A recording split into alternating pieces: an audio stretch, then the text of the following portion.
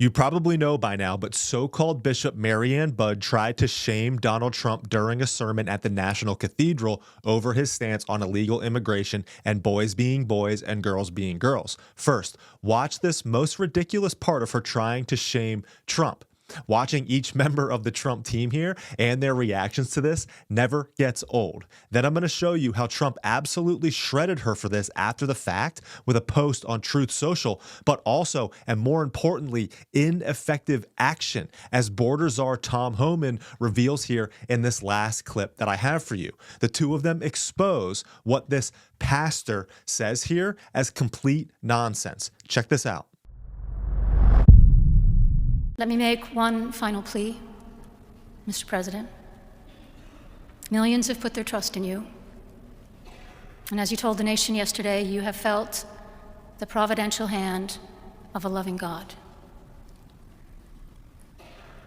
In the name of our God, I ask you to have mercy upon the people in our country who are scared now. There are gay, lesbian, and transgender children in Democratic, Republican, and independent families, some who fear for their lives. And the people who pick our crops and clean our office buildings, who labor in poultry farms and meat packing plants, who wash the dishes after we eat in restaurants and work the night shifts in hospitals, they may not be citizens or have the proper documentation. But the vast majority of immigrants are not criminals. They pay taxes and are good neighbors.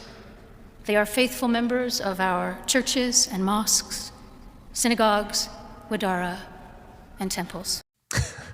Watching each one of them, again, like I said, does not get old. I think my favorite is J.D. Vance. But Trump ripped what this so-called bishop said here with this post on Truth Social, and went on to say that she failed to mention the large number of illegal migrants that came into our country and have committed crimes. And the reality is, despite this gaslighting, woke, toxic compassion disguised as Christian teaching propaganda that she was spewing, Trump is solely focused on removing actual criminal migrants here illegally.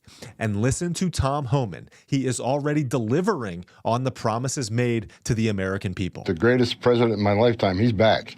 Because in 2 days, the last 24 hours, total apprehensions on the southwest border, 766.